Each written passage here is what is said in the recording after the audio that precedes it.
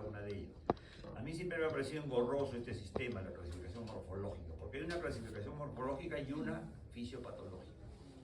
La que traigo ahora es la fisiopatológica, que es la más útil, la que va a permitir que ustedes no se queden callados frente a un caso de anemia.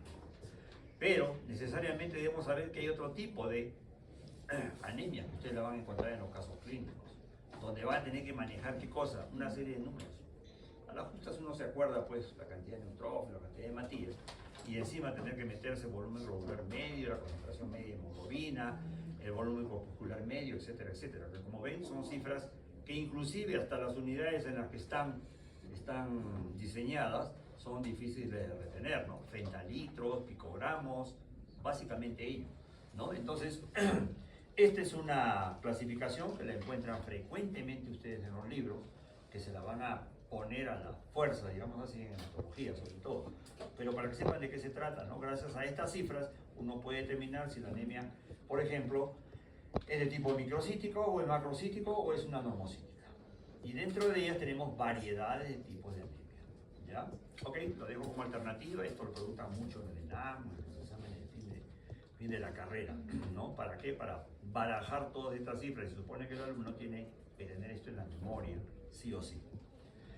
Yo le propongo la clasificación fisiopatológica, ¿ya? La clasificación fisiopatológica, mucho más sencilla de poderla entender. Repito que todo esto de conocimientos, si ustedes solo lo miran, no lo aprenden, tienen que dibujarlo. Que esto de acá es el resumen de lo que he podido sacar yo, porque cuando ustedes empiezan a leer los textos de corrido, uno se pierde realmente de tanta cantidad de patologías que nos ponen allí, sobre todo de anemias. La clasificación fisiopatológica es bien sencilla, ¿no? Hay anemias por insuficiencia de médula ósea, y ustedes pueden dibujar un hueso, esta es la médula ósea. Hay anemias por pérdida sanguínea. ¿Por dónde se pierde sangre? Por la salida vascular, ¿no es cierto? Un vaso está sangrando. O puede haber anemias por destrucción de hematíes. Esas son las tres formas y esas se llamarán anemias hemolíticas. De esas tres formas ustedes ubican todas esas 400 anemias aquí, ¿no es cierto? Es una clasificación, repito, como que sirve para no quedarse callado, para empezar a hacer una disquisición clínica, ¿no? Con la idea de entender mucho mejor la fisiopatología de todo esto. Entonces, como ven, esta es una clasificación fisiopatológica. ¿Es la única fisiopatológica? No. Hay otra que es la anemia, las anemias de causas regenerativas, las anemias de causas arregenerativas. ¿Ya? Y esta diferencia, cuando dicen arregenerativas, o sea que no regeneran, se refieren a las anemias por insuficiencia de médula ósea. Vale decir, se han perdido, por ejemplo, la capacidad de producir hematíes en la médula ósea. ¿Cómo lo determino eso? Cuando no aparecen reticulocitos en sangre. Tengo que saber qué son los reticulocitos, qué función tienen, en qué momento de la evolución de la hematopoiesis aparece. Entonces, cuando yo tengo reticulocitos disminuidos en sangre periférica, voy a hablar de una anemia que probablemente la médula ósea no esté produciendo hematíes. Por eso se llama arregenerativa, o sea, no regenerativa. Y si yo tengo reticulocitos que están elevados en sangre por encima de las cifras normales, estoy frente a las anemias regenerativas. Repito, es una clasificación también fisiopatológica. ¿Qué significa? De que está regenerando la médula ósea. Quiere decir de que sí obedecen las células madres a la deficiencia de hematíes. Dentro de este grupo de regenerativas tenemos estas anemias por pérdida de sangre y estas anemias hemolíticas. Dicho esto, vamos a desarrollar ahora, una por una, ¿no? Pero de una visión panorámica. Repito, yo no me voy a meter a hablar de todas las anemias, porque todas las anemias tienen lo mismo. Tienen variaciones pequeñas que son las que motivan, pues, principalmente el hecho de que cada una tenga un nombre propio. Bien, veamos estas. Primero, la de insuficiencia de médula ósea. O sea, vámonos hacia este lado izquierdo. Entonces tenemos las anemias de este tipo que se caracterizan ¿por qué? Porque hay una deficiencia de ¿qué? De materia prima. Para yo fabricar algo en una fábrica tengo que tener elementos, ¿no es cierto? Tengo que tener todos los ingredientes para preparar algo, para producir algo. Pues bien, aquí faltan estos ingredientes, aquí está faltando esta materia prima. Vamos a ver que en la composición bioquímica de las estructuras celulares, ¿no? Para el desarrollo de todas las funciones celulares, necesitamos una serie de cofactores, ¿no? Acá tenemos la lista de cofactores, la lista de sustancias que se requieren en la médula ósea para producir hematíes. Entonces ya vamos fijando, deduciendo un poquito acá que, por ejemplo, cuando me falta fierro en el organismo, hay una deficiencia de fierro o un consumo excesivo del fierro que he ingerido, voy a tener anemias por carencia de fierro. Si me falta vitamina B12, que se encuentra, por ejemplo, en los vegetales, voy a tener anemias por carencias de vitamina B12, también tiene algún nombre. Igual con ácido fólico, vitamina C, etcétera, etcétera. Entonces, cada uno de estos ingredientes, y aquí la lista es incompleta, porque falta mucho más todavía, me va a determinar un tipo de anemia diferente. Por supuesto, una corrección diferente también, una solución diferente, ¿no? Cualquiera que fuera la deficiencia de los ingredientes o materia prima que existe o que debe existir en la médula ósea para que no falten los hematíes, los pacientes van a estar pálidos. Ese es el común denominador, si se quiere, de todos los pacientes anémicos, ¿ya? Entonces, cada vez que uno ve un paciente con anemia, pálido, sabe que tiene anemia. Pero de ahí a determinar el tipo de anemia, eso ya requiere un estudio adicional, ¿no?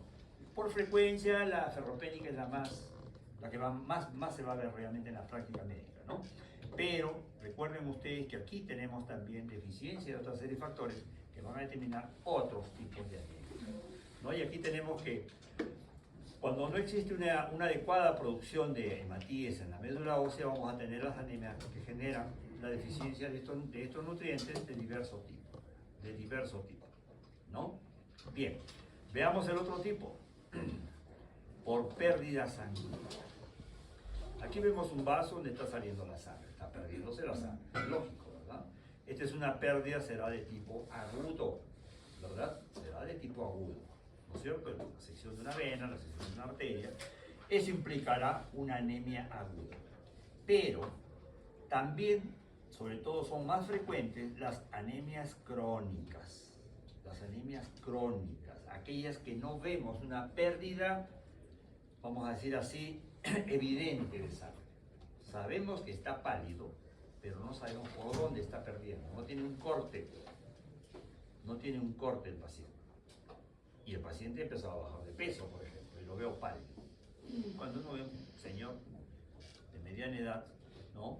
50 años, 40 años, pálido y que bajó de peso, es el cáncer, ¿no? Y efectivamente el cáncer es lo que genera pérdidas crónicas, por lo general. No es la única, es una de las enfermedades, ¿no?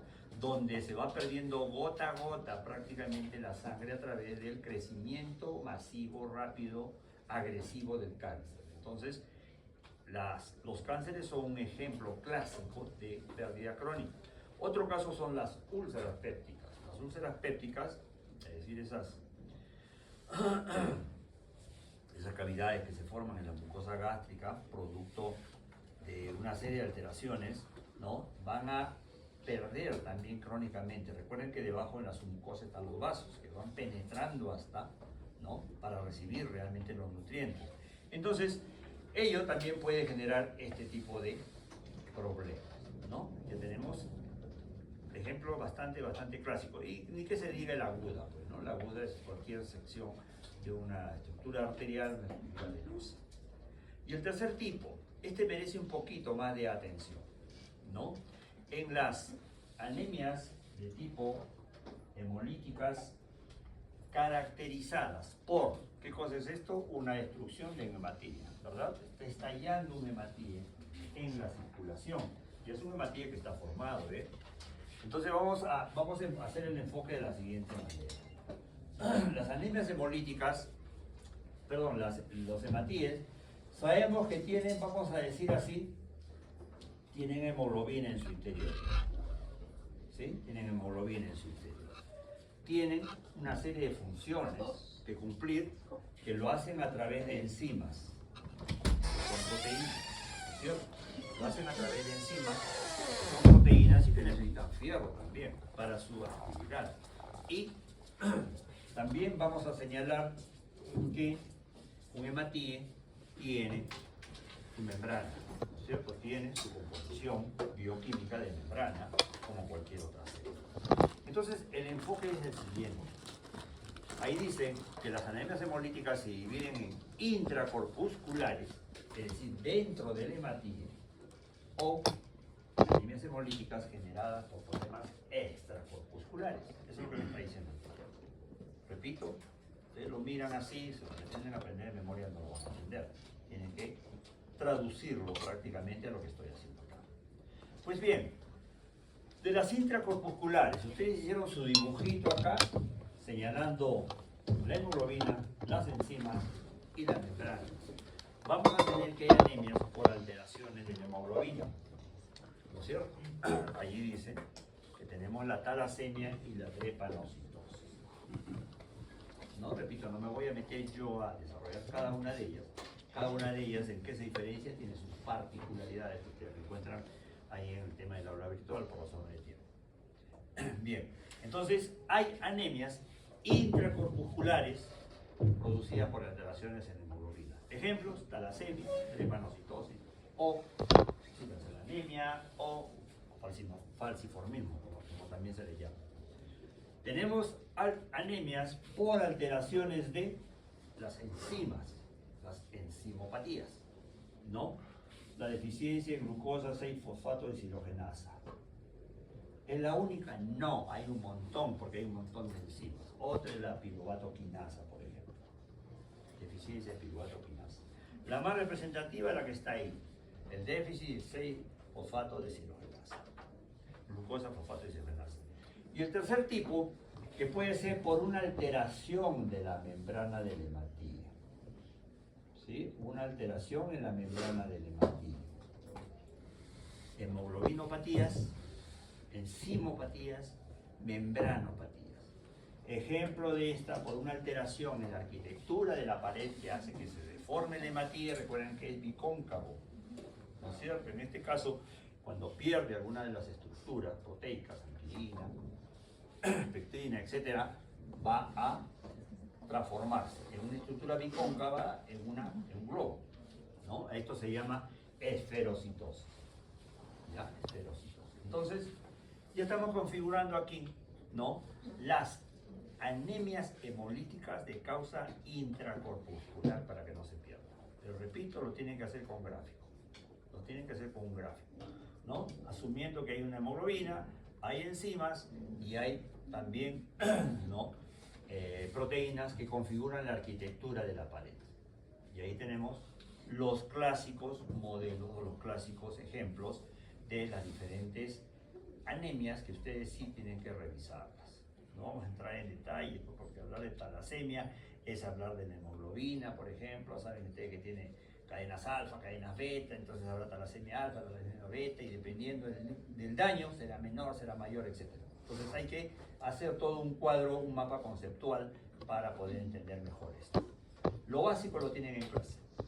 Igual con la drepanocitosis, ¿no? Los drepanocitos, que son una forma de hematíes, también generan una serie de trastornos, ¿no? Sobre todo crisis oclusivas.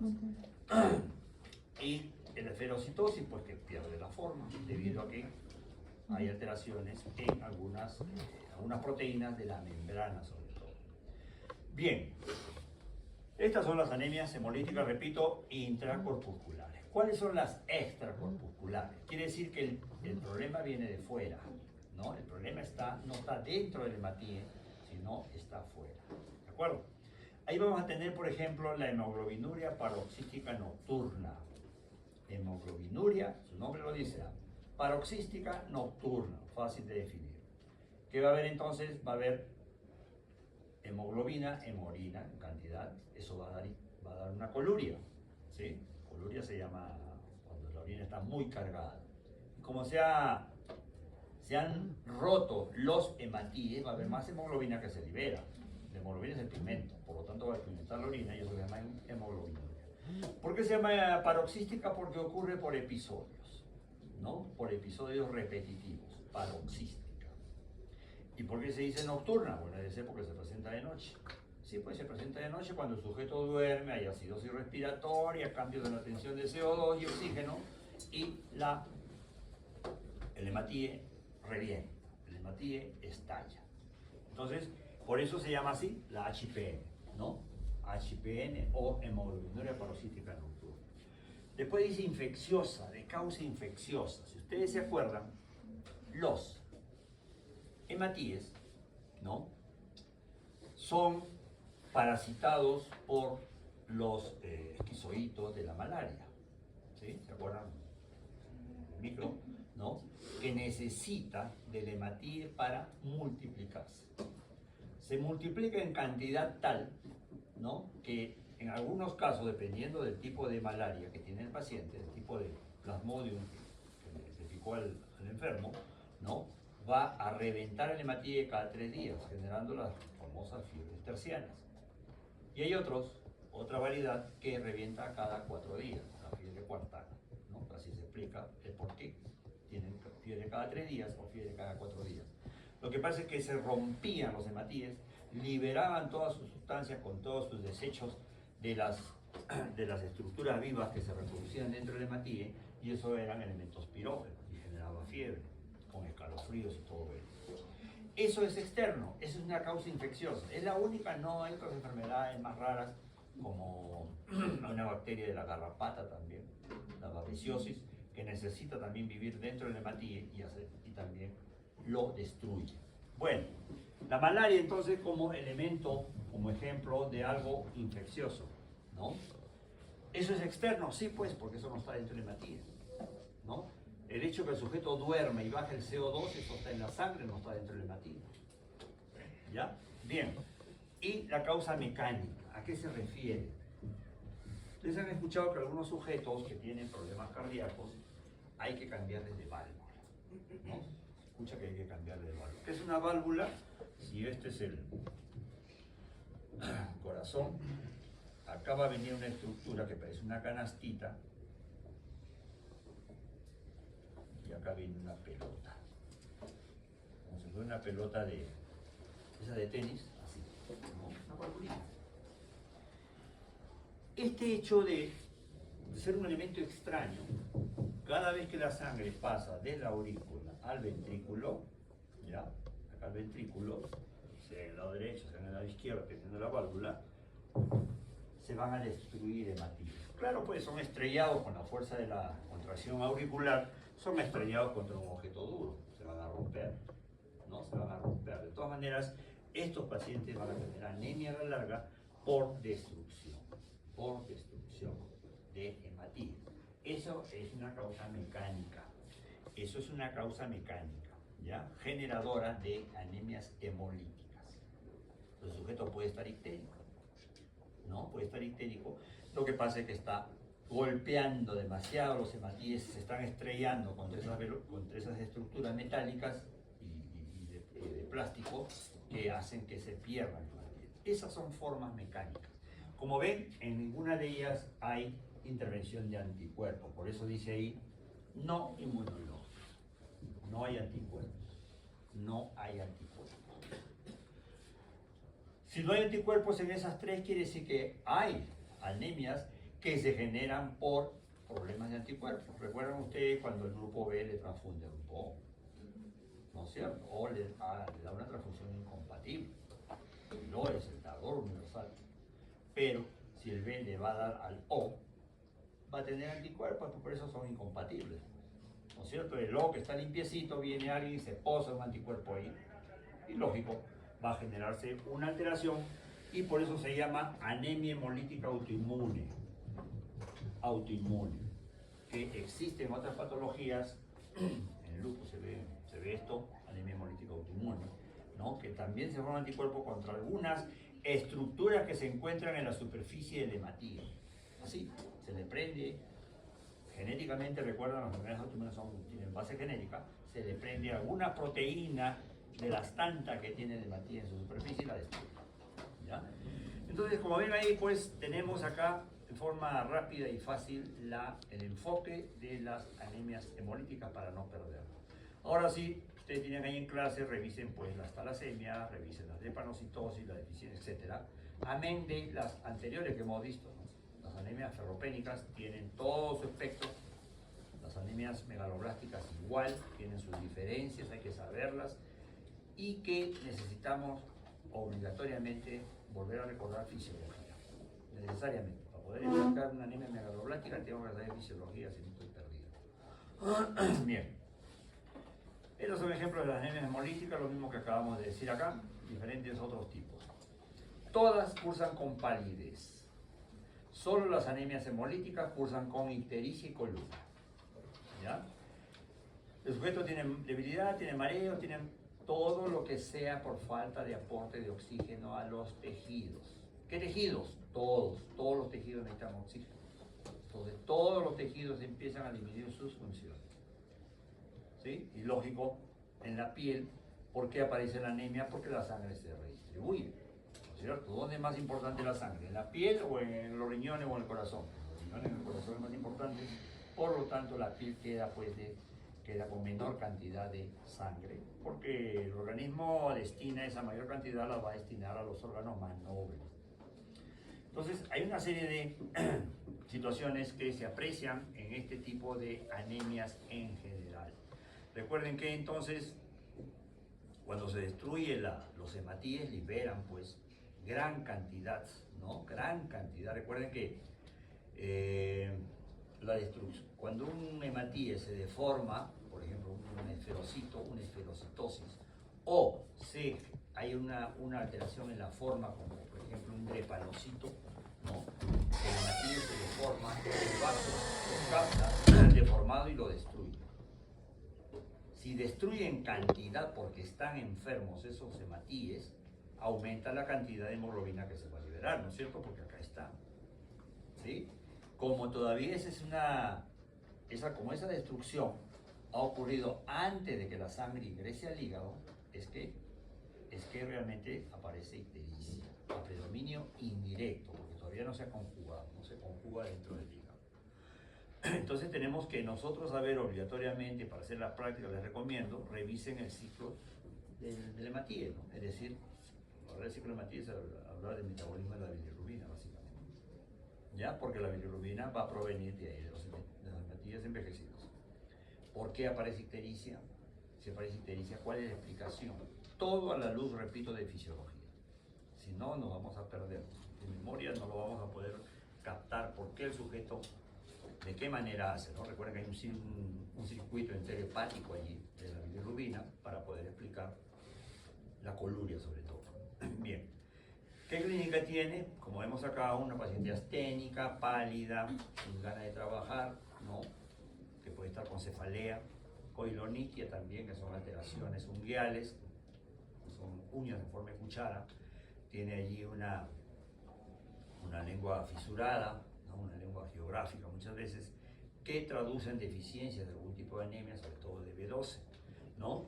Clásica la palidez, se examina así contrastando mi mano con la mano del paciente, por ejemplo, ¿no? Keilitis y keilosis, que también se manifiestan en estos pacientes, y sensación de mareo, son los síntomas más generales, ¿no?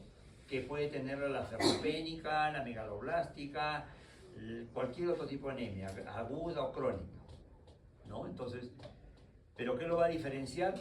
El agente etiológico, muchas veces, ¿no? Y si aparece ictericia es hemolítica, y si aparece coluria es también hemolítica. En el laboratorio se pide lo clásico, ¿no? El diagnóstico de anemia es un diagnóstico que muchas veces se hace por exclusión. Pero clínicamente es posible reconocer una anemia, sí, yo creo que todo el mundo está en condiciones, ¿no? Si tiene buena vista, de poder observar que un paciente está anémico, viéndolo solamente, digamos así, viéndole la coloración facial. ¿Qué se pide desde el punto de vista del laboratorio? Para ver cuánto tiene hematíe, para corroborar si está o no está con un cuadro de hematíe, porque hay también patologías por exceso de hemoglobina, ¿no? Por exceso de hematíes. Por ejemplo, la policitemia, ¿no? Policitemia de altura, la fisiológica que hay acá. Ustedes han visto mucha gente chaposa, mucha gente, sobre todo lo de la zona alpina, ¿no?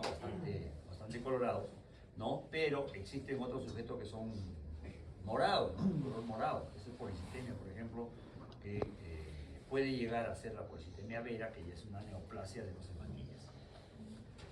Se pide hemoglobina y hematocrito, muchas veces no tenemos, no es necesario tener los hematíes, no es necesario tener la hemoglobina, teniendo el hematocrito lo dividen entre 3 y tienen ustedes la hemoglobina. Índices eritrocitarios. Aquí sí para ver ya en forma más académica el tipo de anemia que tiene el paciente. Esto es lo que ustedes le van a hacer ya en clínica, en K3 creo que llevan en hematología, donde ellos van a trabajar ustedes con todas esas cifras difíciles de poderse aprender. De tal manera de que combinando los índices eritrocitarios pueden ustedes determinar qué tipo es microcítica, macrocítica o normocítica. Decíamos hace un momento la necesidad de saber sobre reticulocitos. ¿Qué son los reticulocitos? ¿No? Son los elementos previos a la maduración del hematíe, que me indica, cuando están elevados, que la médula ósea sí funciona, por eso están saliendo. Y cuando están disminuidos, que la médula ósea no funciona. Y eso se ve en las anemias principalmente, ¿no? Por insuficiencia de médula ósea. Frotí de sangre periférica, que es lo que uno observa acá, donde ven pues hematíes bien pálidos, escasos, pequeños, ¿no? Características de las anemias de esta naturaleza. Muchas veces hay que llegar a determinar exactamente cuál es el ingrediente o la materia prima que está faltando para haber generado este tipo de anemia. Entonces tenemos que hacer una dinámica de diversos tipos de nutrientes. Y en otras ocasiones, sobre todo si estamos pensando muchas veces que estamos quizás que mi paciente no está respondiendo a un tratamiento, tener que llegar a hacer un examen de médula ósea. Un examen de médula ósea para ver qué es lo que está pasando. ¿Qué es lo que está pasando? Eso va a depender de los diversos tipos de anemia. Como ven, no todo se pide. Alguna anemia ferropénica basta con un hematocrito, índice eritrocitario quizás, y un frotí de sangre periférica, ¿no? Y luego, por frecuencia, sabemos que es de tipo ferropénica, si es un niño malnutrido, etc., el diagnóstico está hecho. Bien, no sé si hubiera algo acá en relación a la anemia. Chicos, repito, la parte esta de describir que es una talasemia, que es una drepanocitosis, etc., la tienen ustedes ahí, ¿ya? No quiere decir que solamente esto es la clase. Bien, vamos a ver que, como habíamos dicho en clases anteriores, el sistema inmunológico también se deteriora, ¿no? Sea por fenómeno de hipersensibilidad y autoinmunidad, sea por fenómeno de inmunodeficiencia. Y vimos cómo esas células encargadas de la defensa también en un momento pueden malignizarse, generando lo que se llaman, ¿no?, las leucemias y los linfomas, entre otras cosas. Vamos a correr un poquito arriba.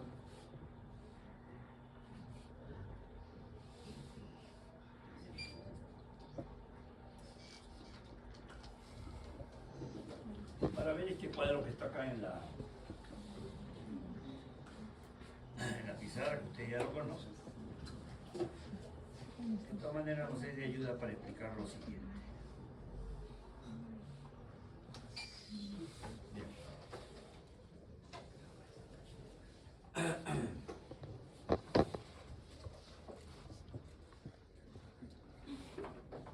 Yo creo que se puede explicar mucho mejor acá en la pizarra que ahí en las diapositivas. Tenemos las células madre en la médula ósea, ¿no es cierto? Todo esto es un proceso que ocurre en la médula ósea. Acá tenemos las células maduras. Puede ser los hematíes maduros. Ya saben ustedes que pasa por una serie de etapas. Igual las plaquetas, ¿no? Estos son los hematíes y estas serán las plaquetas. ¿Correcto?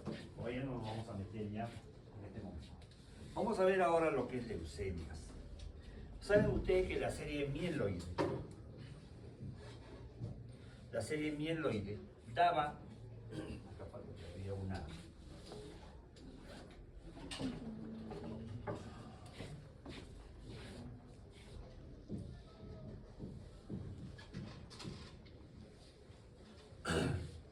la serie mieloide daba origen a un grupo celular, ¿no? ¿Se acuerdan ustedes que estos eran los basófilos, los granulocitos? Y estos eran los monocitos, ¿sí? Esta es la mieloide, ¿no? Y esta de acá, el estirpe, bueno, la estirpe linfoide, que generaba todo esto. ¿sí? Células madre, etcétera, progenitoras, serie menor y serie menor. Hasta ahí, nada nuevo. Entonces acá tenemos los linfocitos. Vamos a hablar solamente de glóbulos blancos cuando hablemos de leucemias y de linfomas. Este es el desarrollo normal que ocurre para las células de tipo de células blancas, ¿no? Los granulocitos, agranulocitos y linfocitos, ¿verdad? Bien. ¿Qué cosa puede ocurrir? Todo esto dentro de médula ósea. El cáncer es una enfermedad genética. La leucemia es un cáncer, llamado cáncer de la sangre. ¿Ya? La leucemia es el cáncer de la sangre. El más frecuente en los niños. El cáncer más frecuente en los niños es leucemia.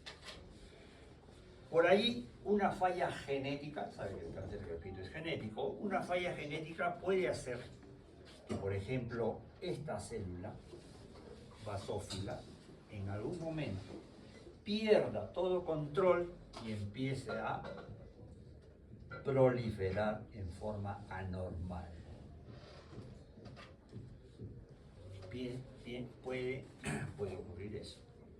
O puede ser que el neutrófilo, en esta etapa, genéticamente también marcado, puede empezar a perder el control de su reproducción y generarse una enorme cantidad. Una línea, ¿ya? Una línea, me refiero a una línea de basófilos, o una línea de eosinófilos, o una línea de neutrófilos, o una línea de linfocitos. O puede ser que aquí el linfocito en algún momento de su evolución, igualito también, genéticamente marcado, pierda esa capacidad de diferenciarse en forma ordenada y secuencial y lo haga en forma alocada, en forma desmesurada. ¿Ya? Estamos viendo acá tres líneas diferentes. Generalmente en las leucemias una línea es la que se dispara.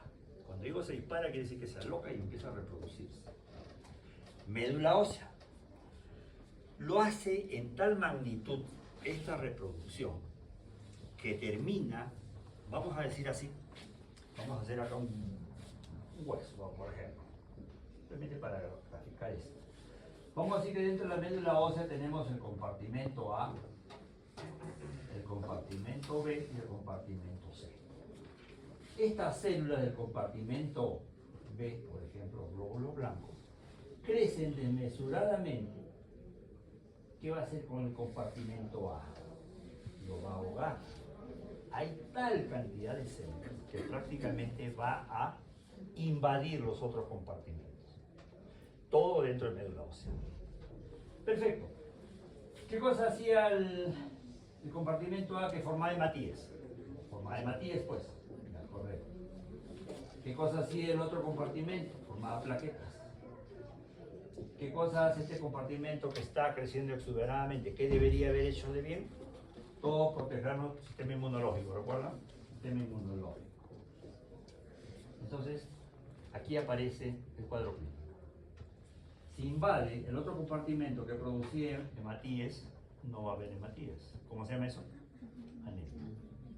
Si invade también, como que invade también el compartimento que producía plaquetas, ¿cómo se llama eso? Plaquetopenia. ¿Qué va a ocurrir? Hemorragias. Y si invade en forma exagerada células anormales, no nos va a defender, ¿no es cierto? ¿Qué van a haber? Infecciones. Infecciones. ¿Ya? Ahí está el cuadro clínico de la leucemia. Entonces, para explicar el porqué de la anemia en las leucemias, simplemente con anatomía nada más lo podemos hacer, o fisiología. ¿Ya? Repito, cualquiera de estas líneas de la hematopoiesis, ¿no? Por una mala orden genética, puede empezar a reproducirse y hacer este efecto. De allí las diferencias, las diferentes formas o la nomenclatura. Si ustedes leen leucemias en el libro de, creo que en el libro de Robbins, ahí está un cuadro largote, los diferentes tipos de leucemia, que puede ser el tipo de basófilos, eosinófilos, neutrófilos, monocitos, linfocitos, ¿cierto? ¿Ya? Y es más, Ya de pequeñitos, en intramédula ósea, ya se van diferenciando, ¿no es cierto? En B y en T, cada uno tiene sus funciones. Puede ser cualquiera de las dos estirpes, ¿no? Entonces, una de ellas es la que le va a dar el nombre a la leucemia. Por eso, dependiendo si ocurre esta serie, será una leucemia linfoide a predominio de basófilos, o de predominio de neutrófilos, etc., ¿no? Así se va haciendo la nomenclatura. Y va a depender también en qué momento del desarrollo. Por eso es que sale tanta cantidad de nombres al momento de hacer la nomenclatura de las leucemias. Esto es la leucemia. Hay tal cantidad de células inmaduras, ¿ya? Que, repito, invaden estos territorios entre la médula ósea, dificultando la producción de matilles, dificultando la producción de plaquetas, que sumados a lo inútiles que son estos glóbulos blancos, pues es generadora de trastornos de la inmunidad, y esto lleva a las infecciones, ¿ya? Esa es la explicación de este problema. Saben ustedes de que las células, cuando están en la médula ósea y ya están creciendo, ¿a dónde van después? A la circulación. Entonces, estas células finalmente salen a la circulación. ¿Qué hacen en la circulación? ¿A dónde se mete? A donde lo lleve la sangre. Pues. Por eso aparece leucemia hasta en la piel, leucemia en los huesos, leucemia en la médula ósea, etcétera, etcétera, etcétera. Y ahí infiltran, o sea, siguen creciendo. Normalmente hay 6.000 a 9.000 en sangre. ¿Cuántos tienen estos pacientes? 30.000, 40.000, 100.000, 200.000 leucocitos por centímetro cúbico. Entonces, cuando ustedes tienen un hemograma cuyas cifras están muy elevadas, ¿sí? Entonces ustedes tienen todo el derecho a pensar, y el paciente está pálido, por ejemplo, esa es una leucemia. De repente tiene ahí que cada vez que hago así me sale un moretón. Me golpean acá en la pierna, me sale un moretón. Está con plaquetopenia. O es un sujeto que tiene las tres cosas, ¿no? Como que los pacientes leucémicos tienen estas tres cosas y hay que cuidarlos mucho estos pacientes y hay que darles tratamiento para ello. Entonces, esto es el comportamiento de las leucemias. Ahora, puede ser que el sujeto, como hemos dicho, el cáncer es genético, ¿verdad? Puede ser de que, vamos a decir acá hay monocitos, ya que no lo hemos pintado. Vamos a decir que el sujeto trae esa tara genética que le va a producir el cáncer, llamado leucemia. Pues lo dejó avanzar acá, lo dejó avanzar, pero ¿qué pasa? Como trae la tara genética, el daño se va a expresar acá. Cuando ya está, este monocito está maduro. El monocito tiene sus funciones. ¿Qué va a pasar acá? Empieza a replicarse, y en esta etapa, toma rojo, ¿no? Empiezan a replicarse aquí en forma desmesurada. Estos son los maduros. Esta es la línea madura.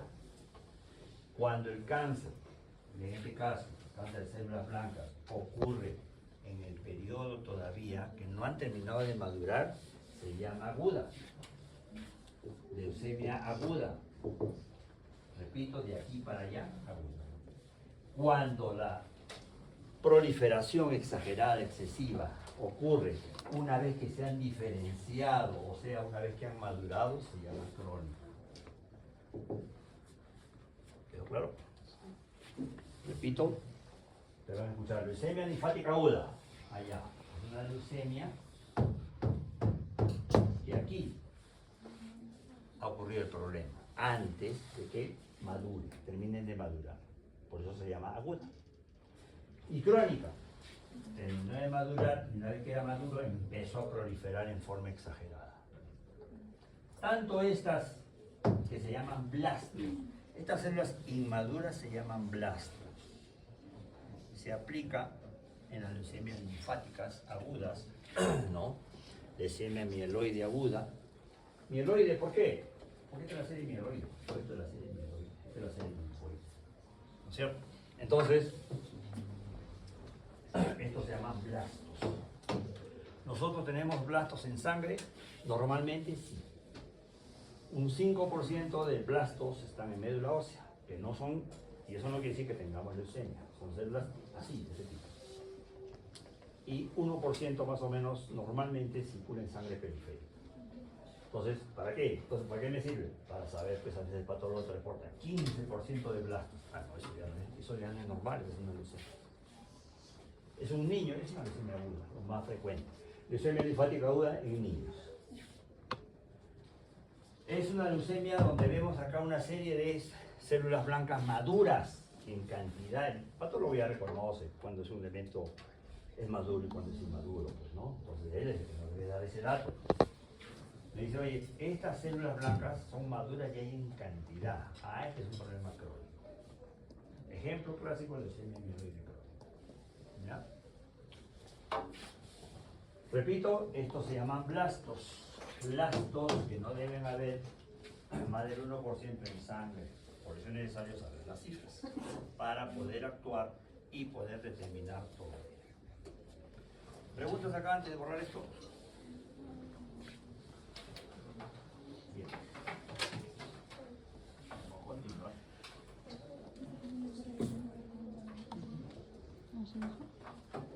¿Y qué son los linfomas? Chicos, los linfomas son células blancas. Recuerdan que los B y los T, ya no hay linfomas agudos ni linfomas crónicos. ¿Ya? Ahí vamos a quitarle eso. Recuerdan ustedes que los linfocitos B salían de médula ósea y se iban a los ganglios. Que los T pasaban por el timo y se iban a los ganglios. Igual tejido linfoide. Bien, son esas mismas células que desarrollan esto, pero en los ganglios. Ese es el linfoma. Por lo tanto, la clínica la vamos a tener que buscar en los ganglios o en el tejido linfoide. ¿Ya? Eso a manera de recuerdo. Bien, vamos a borrar esto. Pero para poder entender esta explicación, pues tengo que hacerlo. Tengo que sentarme allí. Yo les traigo aquí el resumen de lo que se entiende allí, que es bastante extenso, y las cosas más puntuales, como pueden ver, ¿no?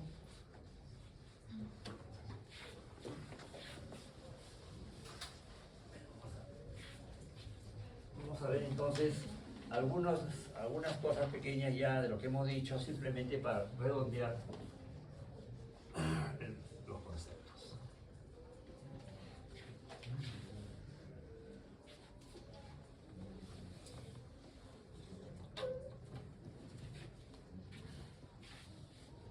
¿Y usted lleva fármaco? ¿Con qué llevan? ¿Ah? ¿O doctor Fujita? ¿Alguno lleva doctor Fujita? ¿Sí? Les tengo que dar una lamentable noticia. Doctor Fujita ya no va a regresar a enseñar. No, está muy delicado de salud. Ya no regresa a la universidad pobre. Ahora y en la hora de estamos en América. Ahora va a tener que ser otro docente. Otro docente va a venir.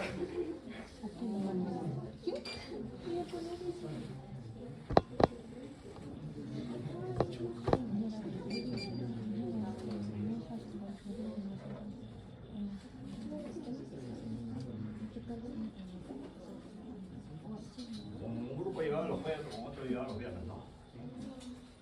Pues no sé quién me enseñó eso.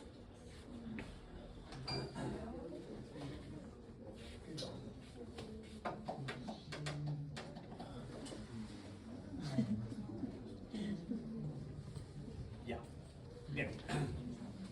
Digamos entonces, ahí tenemos. ¿Cuál es la diferencia entre leucemias y linfomas? Pues vemos acá, médula ósea, glóbulos blancos en cantidad, lo que hemos descrito, y luego salen a la sangre periférica. Ahí lo detectamos, pues, ahí lo detectamos. ¿Ya? En cambio, los linfomas son los mismos glóbulos blancos, pero el desarrollo anormal, es decir, también genéticamente marcado, porque el cáncer es genético, se lo voy diciendo nuevamente. ¿Qué ocurre? Que empiezan a proliferar las células en el interior de los ganglios. Ya están maduras, recuerda, en el interior de los ganglios y en el tejido linfoide. ¿Dónde hay tejido linfoide? Pues en la garganta, debajo de la mucosa gástrica, debajo de la mucosa del intestino, respiratorio, etcétera, debajo de la piel y todo eso. En suma, leucemias y linfomas son cambios neoplásicos de glóbulos blancos, que si ocurren en médula ósea y sangre periférica se llamarán leucemias, y si ocurre en los ganglios se llamarán pues linfomas, ¿no es cierto? Los dos podemos decir que son proliferación neoplásica de los leucocitos. Creo que hasta ahí estamos solamente argumentando lo que acabamos de señalar, ¿no? Y vamos a desglosar todo lo que hemos dicho acá. ¿Es el cáncer de sangre más común? Sí. Las leucemias son el cáncer de sangre en el adulto o en el niño más frecuente, de sangre. ¿Ya?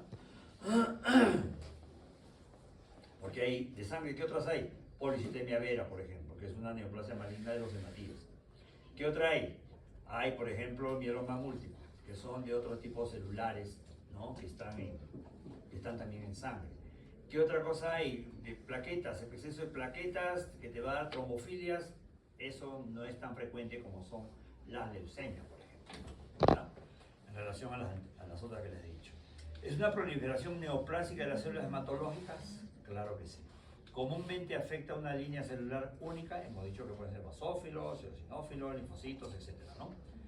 Naturaleza clonal, sí, pues vienen por grupos celulares marcados genéticamente, es decir, traen una tala especial. Reemplazo difuso en médula ósea con células neoplásicas, por eso generan anemia, por eso generan plaquetopenia, por eso generan toda la sintomatología que hemos señalado, ¿no? Que no son regulados, que proliferan, son inmaduras. ¿Recuerdan? ¿No? Las que están antes de madurar eran agudas, ¿sí? Que es la más llamativa, que es la más frecuente, que la crónica. Aumento de glóbulos blancos inmaduros y disfuncionales. En el caso de las crónicas son maduros y disfuncionales. No funcionan, no sirven, son zombies básicamente. Son adultos, pero no funcionan, no sirven para la defensa. Lo único que hacen es ocupar espacio, proliferan en forma exagerada y eso genera también, igual en la aguda, ¿no? Genera anemia, genera infecciones, genera plaquetopenia, etc. Impiden el desarrollo de los otros elementos de la médula ósea, lo que hemos manifestado. Se propagan por vía sanguínea, también lo hemos dicho, y pueden ocurrir de novo o secundario a otro estímulo. La mayoría son genéticos, por eso dicen de novo, ¿ya? Son genéticos, son intrínsecos. O pueden ser secundarios. Tú tenías por ahí un gen que estaba así medio que quería y no quería hacer leucemia, pues te metiste a trabajar en una fábrica que trabaja con benceno, por ejemplo, que utilizan en la gasolina, y eso precipitó que ese gen se decidiera y desata una leucemia, ¿no? Bien. ¿Causa de la leucemia? Entonces no hay. La causa es desconocida. La causa de la leucemia es desconocida como la de todos los cánceres. Pero saben ustedes, ¿han hecho patología de cáncer todavía o no? Patología de cáncer, patología. ¿Tú sí? ¿Tú sí? Nadie. Hay un capítulo que es cáncer. De la neoplasia, pues. Eso se han hecho. Eso pues. Sí. Eso es amplísimo. Esas son las enfermedades que les esperan a ustedes. Segunda causa de muerte en el Perú, cáncer. Bueno. En general los cánceres de naturaleza desconocida. Tiene que haber un fondo genético, ¿sí? O muchas veces no se conoce el fondo genético, pero repito, puede ser precipitado por factores ambientales. Radiaciones, medicamentos, pesticidas, virus, etc. Sobre todo las infecciones virales, ¿ya? Las leucemias en particular, por tener esta carga genética, muchas veces van asociados con otras taras. Pero no porque la leucemia cause Down, ni el Down cause la leucemia. Lo que pasa es que las taras debe estar, por decirte, en el cromosoma 21, que genera el Down, ¿no es cierto? Entonces ahí nomás debe estar la otra que regula una forma de proliferación celular. Por eso es que de forma desordenada, en forma muy rápida, empiezan a crecer estas células, ¿no? Y va asociado con una serie de inmunodeficiencias. Desde ya pues va invadiendo otros territorios y finalmente termina generando formas de inmunodeficiencias, ¿no? Acá tenemos el hueso, ¿sí? Donde, dependiendo cuál es la célula realmente de la cual se va a desprender estas células, estos blastos en cantidad exagerada, puede ser de la serie mieloide, va a originar todo un crecimiento, ¿no?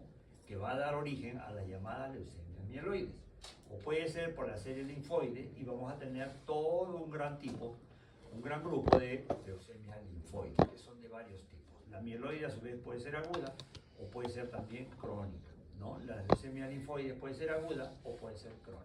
No hay linfoma agudo, no hay linfoma crónico. Se entiende que por ser células maduras todas serían crónicas, ¿verdad? Bien, esta es una patología que no es sencillo reconocer. Ni el patólogo más experimentado aquí en Huancayo podría diferenciar los tipos de leucemia. Para que vean ustedes que hay gente especializada acá en el país que se dedica solo a ver los tipos de leucemia.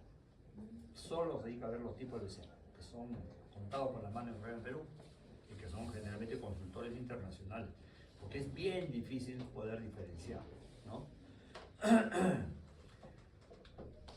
Como todo cáncer, en este en particular se han identificado mutaciones genéticas de varios tipos, translocaciones, inversiones, delecciones. La más característica, ¿no? Lo más característico que ocurre en los pacientes que tienen leucemia son las translocaciones. ¿Qué es translocar? Traer algo de un lugar a otro y llevarlo para otro lado. Es translocar, ¿no? En el caso específico de leucemia, ustedes van a escuchar hablar de una translocación clásica, el cromosoma Filadelfia. Cromosoma Filadelfia.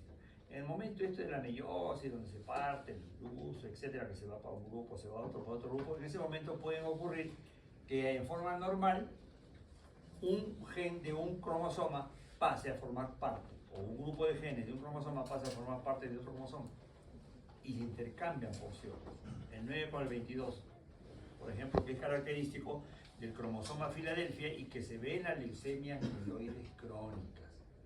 Escuchen ustedes hablar cromosoma Filadelfia y leucemia mieloide crónica. Cuando escuchen hablar de leucemia mieloide crónica, asócienlo a cromosoma Filadelfia, porque más del 90% de estos pacientes tienen estas anomalías genéticas por translocación. Hay otros tipos, sí, ¿no? Que dan otros tipos de leucemias. Acá tenemos el clásico cromosoma Filadelfia, que lo mencionan todos los libros. Una porción del cromosoma 9, este es el 9, y del 22, este de acá chiquito, se rompen e intercambian lugares. Se rompen, así en ese momento de la división celular se rompen, por alguna razón.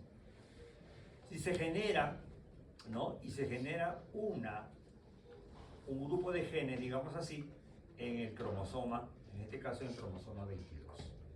Ese hecho de tener esta carga genética que no le pertenecía a este cromosoma es la generadora de esa proliferación anormal de células que se va a destapar en algún momento.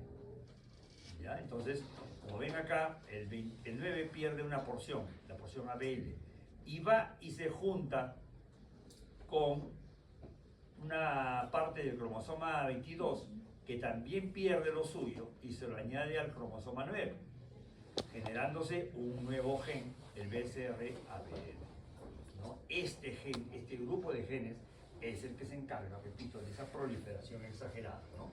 Que es la que va a determinar a la postre que existan estas células anormales, ¿ya? Se encuentra este cromosoma en el 90% de leucemias mieloides crónicas. ¿Qué cuadro clínico traen? Bueno, ya hemos dicho que trae por invadir las otras series, todo lo que trae. Pero aparte trae pues fiebre, dolor óseo, ¿por qué? Porque donde haya sangre se van los leucocitos inmaduros y allí infiltran, allí se meten, allí crecen, allí empujan, ocupan espacio donde vayan. Se meten al hígado, lo hacen crecer, se mete al vaso, lo hacen, etc. ¿No? Va a haber dolor óseo, va a haber sudoración, baja de peso, astenia, etcétera, todo lo que se ve en los pacientes que tienen neoplasias, ¿ya? Aparecen tejidos blandos, por supuesto, aparece en la piel también, lesiones que se elevan, uno le hace una biopsia y resulta siendo una leucemia. Acá tienen el esquema donde hay otro tipo de manifestaciones o complementarias cuando están en el cuerpo, ¿no? Las agudas ya dijimos cuáles son, ¿no? Las que todavía no han llegado a madurar, que provienen de las células progenitoras hematopoyéticas, sí, generalmente están más vecinas a donde están ellas que a la madurez, son de inicio repentino con signos y síntomas relacionados con función de médula ósea deprimida. Existe la leucemia linfática aguda y leucemia mieloide aguda. una diferencia aquí entre ambas. La más frecuente es esta, leucemia linfática aguda, que gracias a Dios es curable en niños, curable, ¿no? La persona llega, el niño llega adulto, llega a casarse, ser profesional y todo, habiendo tenido una leucemia cuando pequeño. Entonces es un cáncer que responde muy bien a la quimioterapia. Cuando la leucemia linfática aguda se presente en niños, perdón, se presenta en adultos, sí el pronóstico es más sombrío, la respuesta es menor. ¿Ya? El elemento maligno de la enfermedad linfática aguda se llama blasto, pues, y como es de linfoide, se llama linfoblasto, ¿no? Linfoblasto. La mieloide aguda se presenta un poco en gente de más edad, es curable, sí es curable, pero todo lo que sea inmaduro siempre es peligroso en adulto. Cuanto más maduro es mucho mejor. El elemento maligno de la célula mieloblástica, por eso se llama mieloide, puede ser un basófilo, un xenófilo, un monocito, ¿no es cierto? ¿Ya? Y de células muy inmaduras. ¿Cómo se hace el diagnóstico? Bueno, generalmente se descubre pues un cuadro clínico de una persona, si es un niño muy pálido, pues puede ser porque no ¿cómo se llama? No se nutre bien, uno dice, bueno, esta anemia es una anemia ferropénica, sí pues, pero doctor, ¿sabe qué? Le pongo el pantaloncito y no le cierra la barriguita. A lo mejor no se da cuenta que tiene un hígado grandazo, que tiene un vaso grande, está infiltrado de ese tipo de problemas. O tiene moretones en el cuerpo. ¿Usted le pega? No, no le pego, se ha caído así suavecito y se ha hecho todos estos moretones. Ah, ya tiene los tres componentes, ¿no? Entonces, así se diagnostica. Cuando no, es un hemograma. Un hemograma que te puede decir que tiene, puede ser que sea normal el hemograma, pero aparezcan blastos. O sea, tiene 6.000 leucocitos, pero hay blastos. Si es 100.000, ni hablar, pues ya no está hecho, ¿no? Pero tiene 6.000 blastos, wow, eso ya no es normal. El hemograma entonces es fundamental, ver cómo están las plaquetas, vamos a ver cuánto es el número normal de plaquetas, para ver por qué y explicarnos por qué esa criatura puede tener hemorragia, ¿no? Muchas veces viene con un derrame articular. No sé, doctor, le ha parecido así, la rodilla le ha empezado a hincharse. El chico está pálido, le duele la rodilla, cojea, etc. Nada más trae. Entonces tenemos que ser muy acuciosos para eso. Después, estudio de inmunofenotipo, estudio de inmunogenotipo. Inmunofenotipo es para ver las proteínas que tienen esas células blancas en su superficie. Y el estudio de genotipo es para ver alteraciones genéticas en los cromosomas, ¿no? Biopsia de médula ósea, sí, pues, porque nacen, recuerden, en médula ósea y es necesario ver qué estirpe es la que está generando todo eso. ¿Cómo se hace biopsia de médula ósea? Generalmente aquí en hueso ilíaco, una hincadita ahí se hace con un troca, con un punzón, digamos así, se mete ahí a la tabla interna del ilíaco y se saca un coágulo. Esa es la biopsia de médula ósea. O puede ser acá en el esternón, pero uno le tiene miedo porque creen que se van a pasar. Bien, las crónicas son células completamente diferenciadas. ¿Qué serie? Mieloide o linfoide, cualquiera de los dos. ¿Sí? Pero repito, maduras, o sea, bien diferenciadas. ¿Ya? Pero que han crecido en forma anormal, que no sirven para defendernos. ¿Ya? Que son células inútiles, son zombies, son adultos, son zombies, no sirven en realidad para nada. Dos tipos de leucemia crónica, la linfática y la mieloide. Linfática si es de la serie linfoide y mieloide si es de la serie mieloide, ¿no? Alrededor del 20% de todas las leucemias, 80% felizmente hemos dicho que son las linfoides que se presentan en niños, se presentan en edad adulta, hay alteraciones cromosómicas, como ya dijimos, de causa desconocida, también hemos dicho, y se relaciona con las radiaciones principalmente, ¿no? Todas las exposiciones a radiación, que trabajan en rayos X, los desastres nucleares que han habido, etcétera, etcétera. ¿Cómo se diagnostica? Igualito. Hay que sacar un hemograma y ver cómo están los leucocitos, ¿no? Estos pacientes por lo general manejan cifras altas de leucocitos. O sea, un paciente adulto con 80.000 leucocitos, eso es una lesión crónica. Y lógico, algo de palidez, ¿no? Presencia del producto BCR, se estudia, se busca este gen para ver si tiene el cromosoma Filadelfia, que se encuentra, hemos dicho, en el 90% de pacientes, ¿no? Y es útil el estudio de médula ósea para ver si no hay otra alteración mucho más digamos, en el desarrollo de todo eso. Y finalmente los linfomas. ¿Qué son los linfomas? Hemos dicho que son las mismas células que ya maduraron, pero que llegaron a la estructura linfoide y allí ejerce acción la carga genética y empiezan a proliferar en forma exagerada. ¿Sí? Igualito, puede ser la serie mieloide o puede ser la serie linfoide, ¿no? Se origina entonces en un ganglio linfático o en varios de los tejidos, incluyendo médula ósea, es decir, donde haya tejido linfoide. ¿Ya? Varían en características moleculares, genéticas, moleculares, presentación clínica y tratamiento. Sí.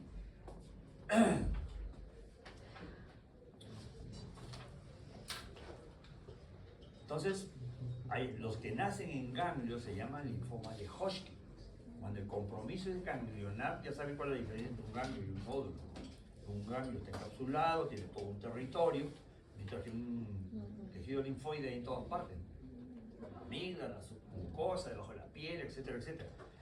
Esos que aterrizan en, o que empiezan en tejido linfoide, se llaman no-Hodgkin. Hodgkin y no-Hodgkin.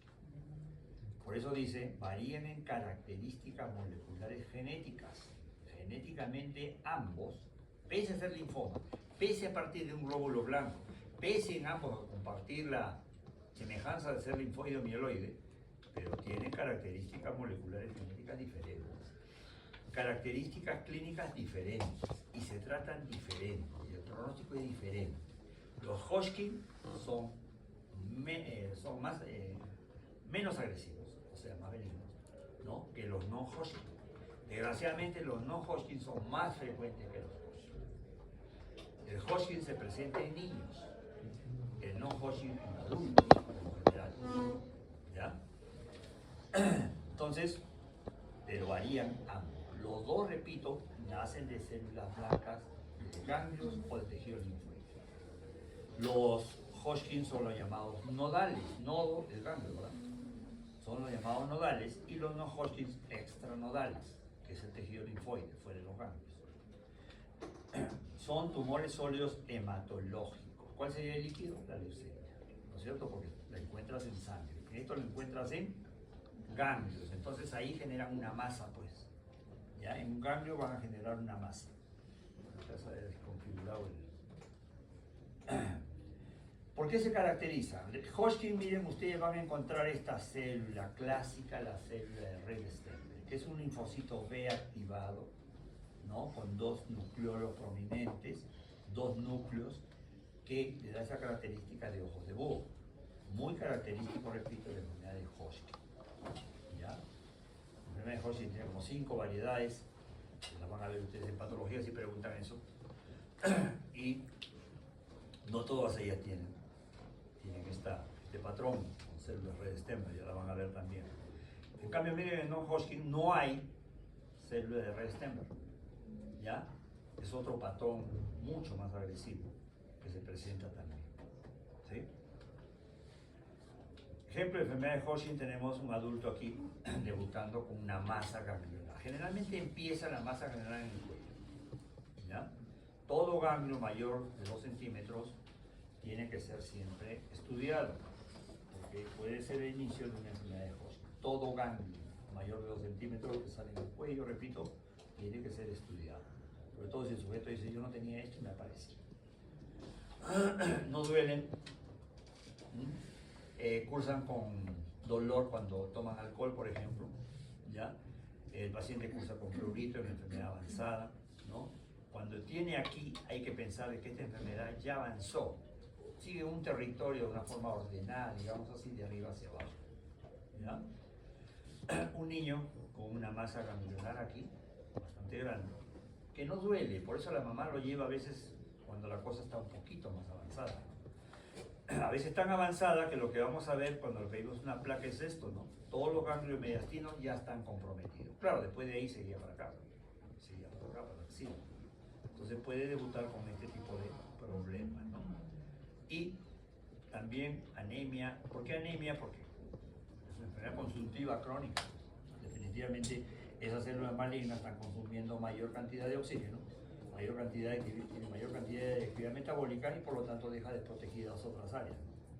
Esto va a originar un síndrome de vena cava superior. ¿Qué cosa es eso? Alteraciones generadas por la obstrucción en la desembocadura de la vena cava superior que viene por acá. No lo deja entrar a la sangre y se genera todo un problemón a nivel de cara y a nivel de miembro superior, ¿no? Se llama síndrome de vena cava superior. Este es el orden que, digamos, sigue, ¿no? Cuando uno estudia a un paciente con un problema de linfoma, Hodgkin, por ejemplo, uno se va a dar cuenta, ¿no? que le apareció nada más en el cuello.